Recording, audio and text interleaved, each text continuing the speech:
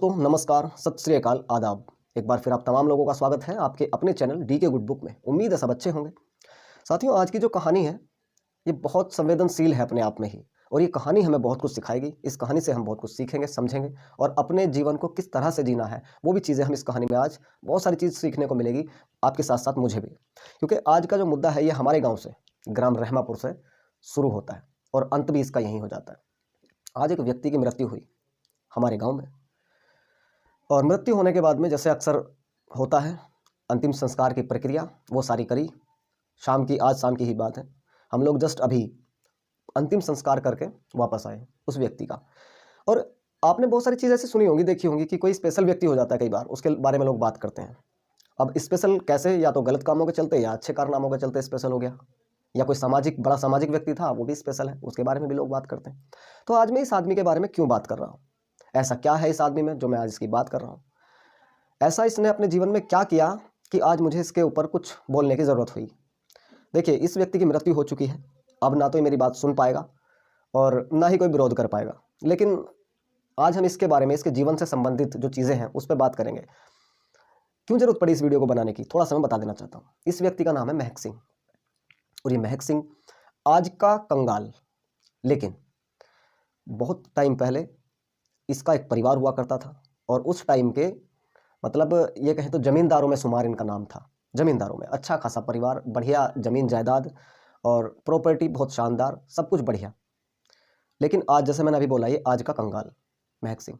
ऐसा क्या हुआ कि अगर कोई व्यक्ति करोड़पति था, अच्छी खासी प्रॉपर्टी उसके नाम थी, लेकिन बाद में जब उसकी मृत्यु हुई तो सर छुपाने को 1 इंच भी ज़मीन, एक भी कुछ भी इसके पास अपना नहीं था।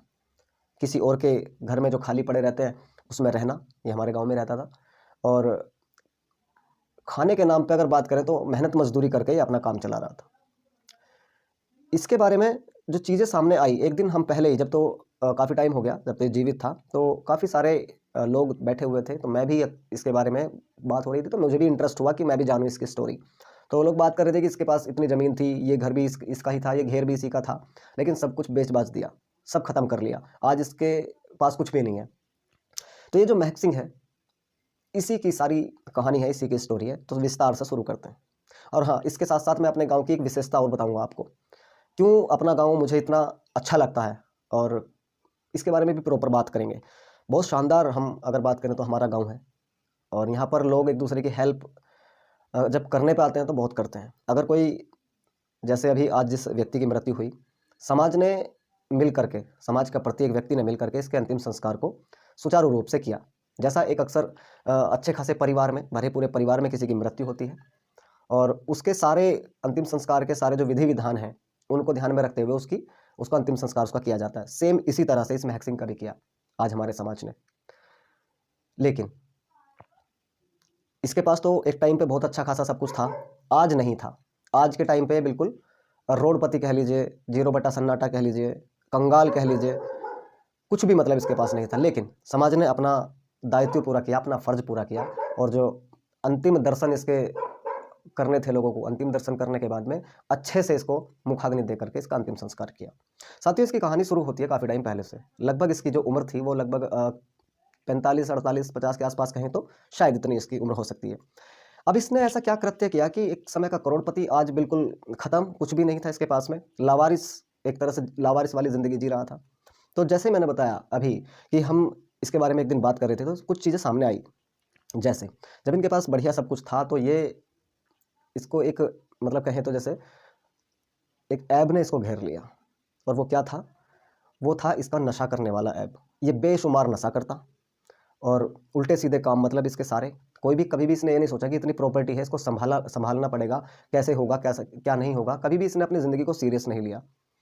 लेकिन जब इसकी कहानी शुरू हुई, बताया मुझे कई लोगों से मैंने भी बात करी, जो बुजुर्ग हैं हमारे, उन्हें ज़्यादा पता है उसके बारे में, क्योंकि उस टाइम उन्होंने उसका सारा कारनामा देखा है कि कैसे कैसे इसने अपनी ज़िंदगी को जिया है। तो सबसे पहला जो ऐप था इसके अंदर वो नशे का था, और दूसरा अय्यासी का। ऐसा कहा जाता है उस टाइम पे जब ये अच्छा खासा इनका परिवार था, तो लोगों ने इसका फ़ायदा भी बहुत उठाया।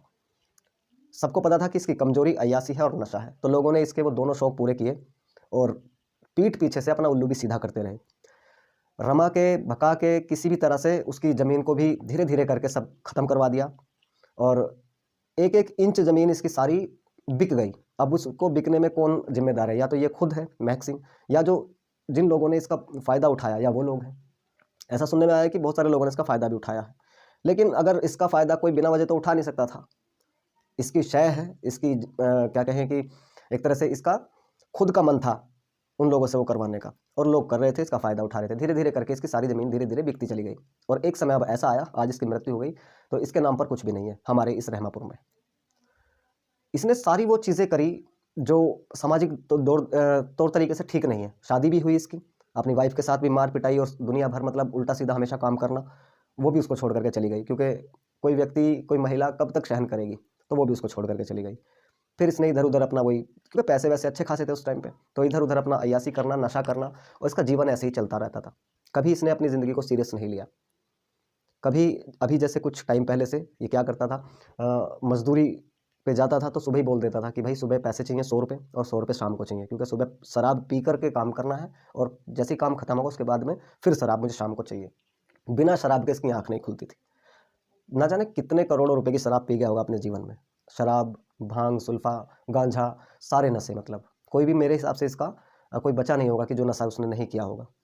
एक समय पे ट्रक ड्राइवर बना, ट्रक भी चलाया, हैवी लाइसेंस भी इसके पास है, और उसके बाद में फिर दोबारा से गांव में आ गया। इसका पहले से ऐसा रहता था, जब ये ट्रक चलाता था कभी कभी हमारे गांव में आता था, और ज़्यादातर बाहर रहता था। फिर इसने ट्रक भी छोड़ दिया, गांव आ गया, मेहनत मजदूरी करने लगा और अपना काम चलाने लगा।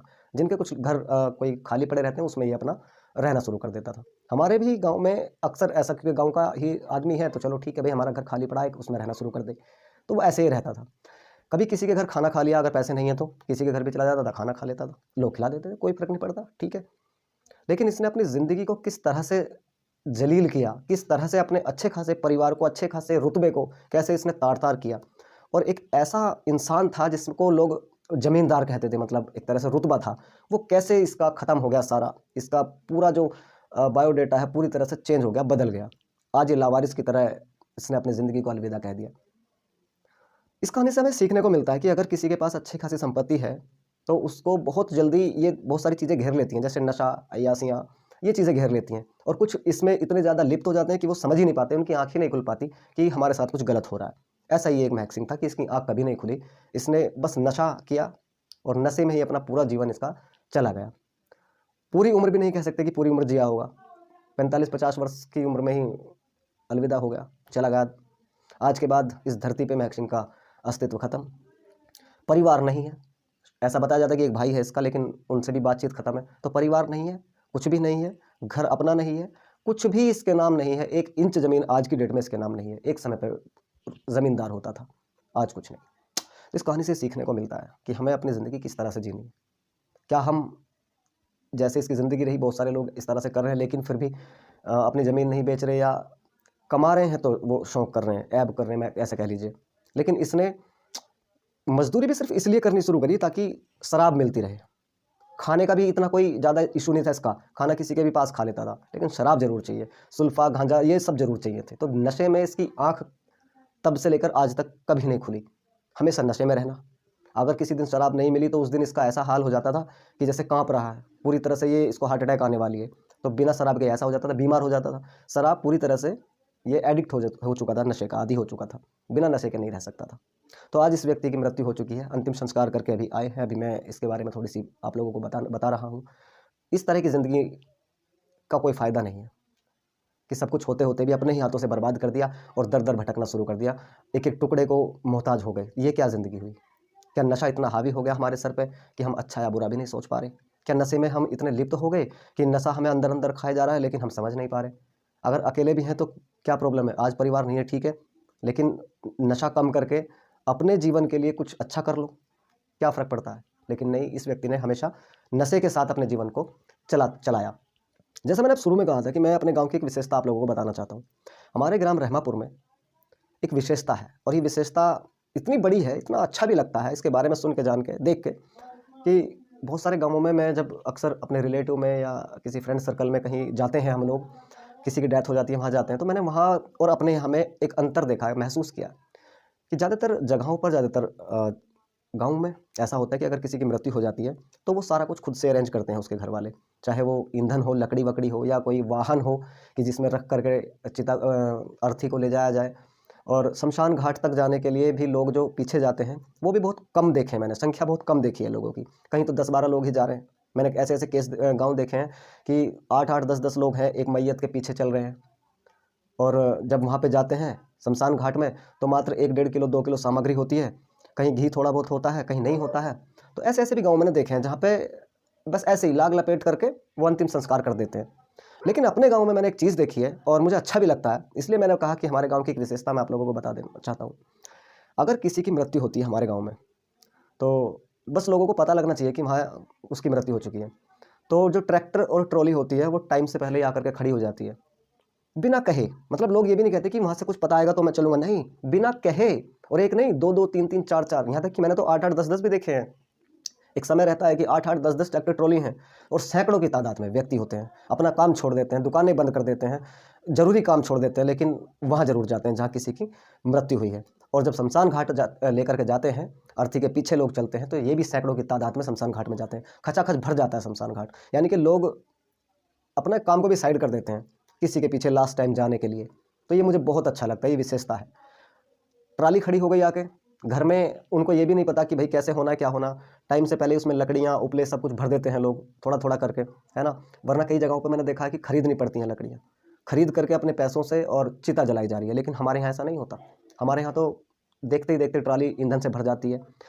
सामग्री की अगर बात करूँ तो बहुत ज़्यादा मात्रा में हम लोग यहाँ पे सामग्री का इस्तेमाल करते हैं। और जितने भी लोग पीछे जाते हैं शमशान घाट तक, सब सामग्री कोई सामग्री खरीद रहा है, कोई घी खरीद रहा है अपने पैसे से, कोई कुछ कर रहा है, कोई कुछ कर रहा है। तो धीरे धीरे करके सारा जोड़ करके ये बहुत सारी सामग्री भी हो जाती है। अच्छा खासी मात्रा में घी भी गिरता है लास्ट टाइम, और चीनी वगैरह जो भी मतलब ज़रूरी सामान होता है सब भरपूर मात्रा में होता है हमारे यहाँ। मैंने कई जगहों पर देखा थोड़ी थोड़ी सी सामग्री है, 1-1 किलो 2-2 किलो बस ऐसे ही मतलब लाग लपेट किया और बस कर दिया काम, जल्दी जल्दी आग दे दी, ख़त्म।